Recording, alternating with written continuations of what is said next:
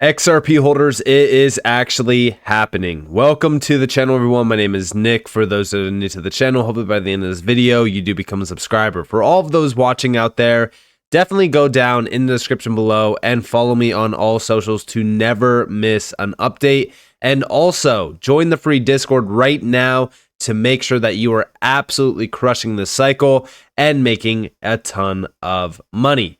Now, with all of that in mind, let's address a few things. Number one, the biggest thing that I am watching for and the biggest thing that we are witnessing right now is a major change happening around the regulatory side of things.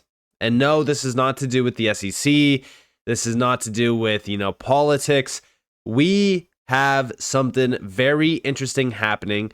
And I do believe that this is going to accelerate everything and change the timeline, change everything happening around the space as well. And we just have to talk about it. So let's actually start off with the recent news, which I did include in a recent video, but I want to bring it back up for those that didn't see that video. Ultimately, the SEC is now, accepting defeat against some altcoins, and that is Solana, ADA, Polygon, and a few other ones. I believe it was like 10 tokens or so. And basically, they're backing off, which I find very interesting. Now, remember that this comes at a time where, we just heard Trump speaking at a Bitcoin conference on Saturday, and everyone's looking at this and saying, like, is this politics? Like, what's going on here? What's actually happening, right? And even over here, we have so much for Judge Torres being wrong. Now, even Gary Gensler is scrambling to back edit his BS. And if you guys did miss it, like everyone was talking about how the Judge Torres decision around XRP was wrong, and that XRP is still a security, and that, these coins are all still securities. We have the token itself is not a security, but how it is packaged and sold might be. That's the law to which Gensler shows no faithful allegiance. And yes, as we really look at what's going on right now, Gary Gensler is dropping the ball, but it's not Gary Gensler. I've talked about this on multiple occasions. I personally believe that this is all one big plan. I believe everything that we are now witnessing is all planned. Now, everyone thinks that Gary Gensler and the SEC are stepping back a little bit on this because of politics or whatever case may be, right? Like even over here, we have from Johnny Deaton, this is a further evidence that Gary Gensler should resign immediately. In the Ripple case, I was forced to sue the SEC Gov and file a motion to intervene in order to protect retail investors.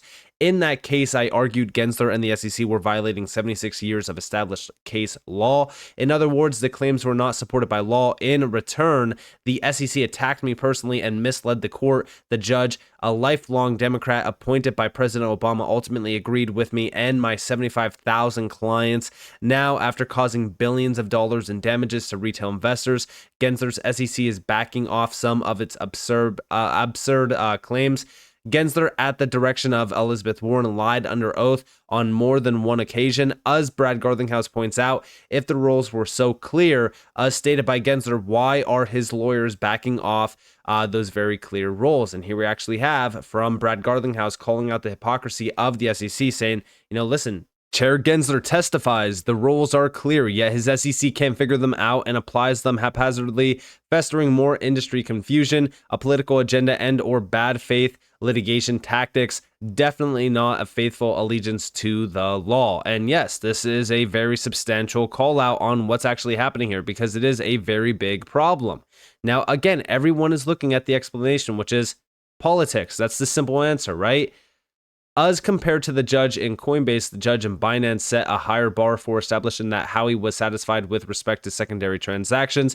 So the SEC is opting to forego their unbounded legal theories in front of a skeptical judge, Jackson, but will still pursue those claims in front of a judge that's inclined to agree with them. And this is Fela. These antics are further evidence that these enforcement actions are about lawfare, not the rule of law. So yeah, as we really look at what's going on here, is it politics? What's going on around, this entire agenda being pushed by the SEC? Is it just an anti-crypto, push, or what's really going on? Well, I've made videos on multiple occasions talking about how all of this has been pre-planned, and I truly do believe that is the case. But even more recently, it has been, being a big spotlighted agenda around politicians, specifically presidential elects. really kind of pushing the pro-crypto narrative because they want to get voters. And even over here, we have new Tennessee Senator Hegarty tells me that Kamala Harris's crypto strategy is burdened by what has been. I asked him what he thought about the vice president's so-called crypto reset and whether it could help her campaign. He said it's no surprise that after witnessing the monumental success of President Trump at Bitcoin Nashville, Kamala Harris is, as she has on many other issues, making a desperate last-minute 180-degree flip to appear pro-crypto. Unfortunately for her, what can be is burdened by what has been 3.5 years of egregiously anti-crypto and anti-innovation policies of the Biden-Harris administration. The crypto community that shares GOP values of freedom and innovation sees right through this, which is why we saw such an enthusiastic turnout for President Trump at Bitcoin Nashville 2024. The Republican Party is the party of crypto, and no last-ditch effort from Kamala Harris will change that. Now, are we having, is there a big political problem happening around crypto regulations? 100%. There has been an anti-crypto push from the Dems. But the reason why I've always said that all of this is pre-planned is because go and look at all the events around Ripple and XRP from the lawsuit onward. It's been nothing but growth and expansion. Obviously, yes, has there been some type of suppression? Sure. But I do think that that was a big shakeout event. I also think that it was a big event to actually slow innovation down and slow the industry down so that the infrastructure can be placed in, and also big players like BlackRock and Fidelity and all these big, TradFi guys can finally get into the space and ultimately try to take as much control over it as possible, which it is working for the most part, which I've always said. Now, outside of this, over here, we have Mika is live along with the recent statements from the SEC and the CFTC. Mika will really set the tone for crypto regulation globally. The rules will start applying for stablecoins on June 30th, which, yes, it did pass. But for tokens and service providers, that happens at the end of this year. Now, you might be saying, Nick, why are you bringing this back up? Well, we are going to be talking about it. Check this out. Question is, how do you think other regions will look to regulate crypto? So I feel Mika, along with the recent statements from the SEC and CFTC, will really set the tone for crypto regulation globally. This is that crypto assets and the digital asset industry as a whole needs to meet the same standards in such things as governance, transparency, and prevention of market abuse that applies to traditional marketplaces. For market abuse, more specifically, it's going to be very similar to the impact of MAR when that came in the EU as well.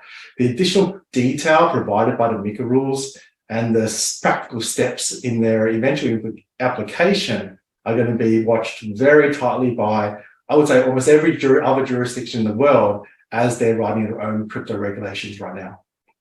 Question is, how do you... So yeah, I mean, as we really look at what's going on around MiCA, specifically over in the EU, they have been pushing regulatory frameworks out for a little bit of time, and they have been first on most. Just recently, obviously, with MiCA, but also the AI Act. These are two big deals considering the fact that it seems as though the EU is really ahead of innovation right now, and they are trying to become a major player in this technological revolution that is occurring right now in front of us. But also, even more recently, on April 8th of this year, the EU confirmed the new instant payments regulation will come into effect. So this was another big deal considering the fact that the EU is at the forefront. They are pushing this and pushing this. Now, what does this do? Well, it puts pressure on the US. It, is an accelerant, if you will, for a big shift. But this did not happen recently. So why is the SEC really flipping? Is it politics? Is it what's happening around politics? No, I don't believe so. In fact, I think that this is a major flip because of what we are seeing right now in Russia, which was the parliament passes bill to allow cross-border payments with cryptocurrency. Now, this was a big deal, and over here we actually can build upon this from XRP drops. We have Russia yesterday, the state Duma passed 2 crypto bills legalizing cryptocurrency mining from November 1st, 2024. The central bank is allowed to authorize selected companies to conduct cross-border settlements and exchange trading in digital currency. This is a massive statement, which I did include in a video recently. Even over here, we have El Salvador now proposes crypto trade with Russia. They have proposed using Bitcoin for trade settlements, which is comical. Let's just be honest here. With Russia aiming to strengthen economic ties and bypass the US controlled SWIFT system, the nation is considering applying for BRICS membership within 1 to 2 years. This move has sparked discussions about the implications for global trade and cryptocurrency's role in international relations. All of this is substantial weight that is on the shoulders of the US, and it does demand the SEC and these regulatory bodies in the US to act accordingly and act as fast as they possibly can. That's why when I go and look at what the SEC is doing right now, I don't believe that this is a political thing. I don't believe that they're trying to flip pro crypto now because, it's the elections. No, I believe that they are now flipping because they have no choice to. We are now falling greatly behind, and Russia, which has been seen as an enemy forever, is now pushing crypto regulatory frameworks and legalizing crypto payments for trade, specifically around cross-border payments, which is this is just a massive announcement, and it's a push. It's a pushback against what the US is doing, and they see what the US is doing, which is letting this industry slip through their fingers. Now, outside of this, remember who is at the forefront of US regulatory frameworks and major moves, which is Ripple. Over here from Subjective Views, Ripple is spearheading the advancement of digital asset regulations backed by a robust team of legal and policy experts who are driving significant progress in the industry. They are literally paving the way for crypto adoption. Case in point, Lauren Beliv, head of US public policy and government. We have a quote from her actually. My meetings with regulators and policymakers are very different than my counterparts in different global jurisdictions where we are still talking about some of the bigger political issues, and you go in and have conversations, if it's in the UK or in Brazil or in Dubai, that are much more business functional and operational. Now remember that Lauren Beliv was also the same individual that was at this meeting with Nellie Liang, Undersecretary for Domestic Finance under the U.S. Treasury. This was a substantial meeting. Obviously, Stellar was there. I believe Chainlink was there as well. But this happened back in April, and the discussion was on technical and regulatory requirements for upgrading the legacy capabilities of central bank money, exploring the potential implications for consumers, investors, and businesses. They also delved into the long-term vision for the integration of CBDCs, tokenization, and stablecoins into the broader U.S. financial ecosystem, including potential benefits for economic growth and resilience. This is a substantial meeting that happened, and it's all based around everything that is happening right now outside of the US in terms of this industry, which is we are seeing a push on regulatory requirements and frameworks. We're also starting to see a major push on CBDC, stablecoins, tokenization. This is a very hot topic right now, and yes, Ripple is at the forefront of this. Check this video out though.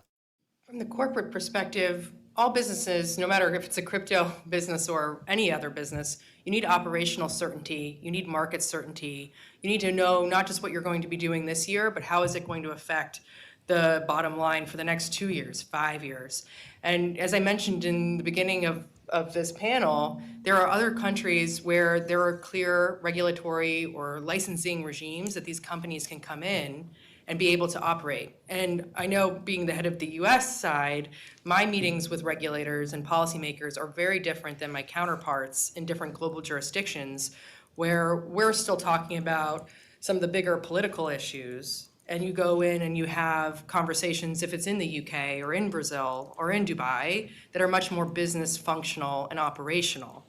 And you are seeing, these are companies that are headquartered in the US. These are companies that have an eye toward compliance and user safety. And to note too, a lot of this, there is the company demand, but we also have to recognize this is a consumer demand, and the US government should be attuned to what the citizens of this country want. There's 52 million Americans who are now crypto users.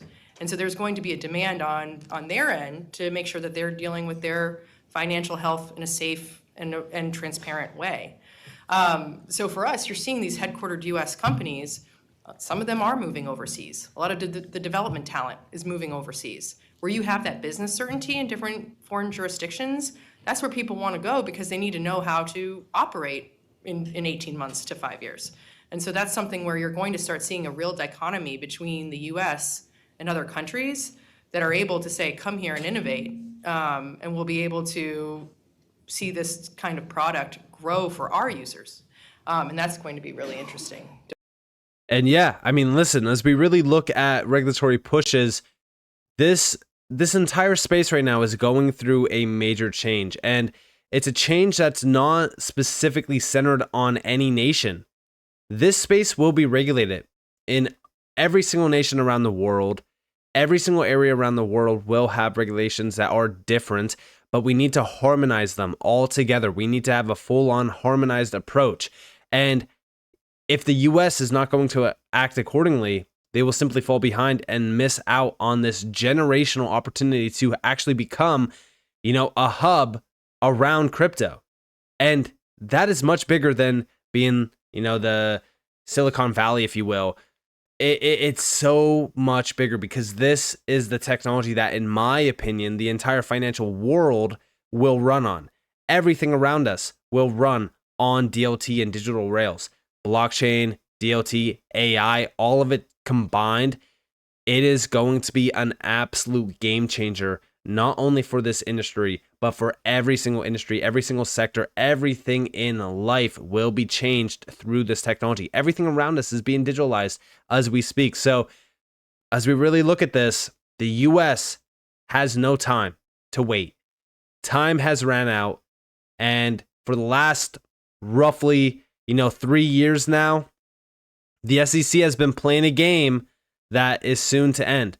But I do believe that this was all planned. I think that it was all planned since day one. I think that a lot of these events were really it was to push us here. And what we are going to see is what the US has been really planning for the last 3 years. And hopefully they have been. Because if they haven't, then this is going to look entirely different once we start to see a lot of these major bills really coming out and going live. Like, for an example, what Russia is passing. This does go live from November 1st in terms of the mining. I believe the cross-border settlements, I think that goes live very soon. I actually think that this is pretty much enacted now in law, currently live. I might be wrong on that. Don't quote me. Maybe both of these will follow into the November timeframe, but this is a very significant announcement. This is why I put a spotlight on it in my other video. But this is going to accelerate the push for regulations, and I think that this is why we're starting to see the SEC flip in such a big way. So with that being said, let me know what you guys think down in the comments below, though. I'd love to hear your thoughts. If you guys did enjoy this video, definitely leave a like, subscribe, turn notifications on. If you guys want more free content, you guys are more than welcome to follow me on Twitter and join the free Discord down in the description below. And with that being said, guys, it's been Nick. Thanks for watching. Peace out.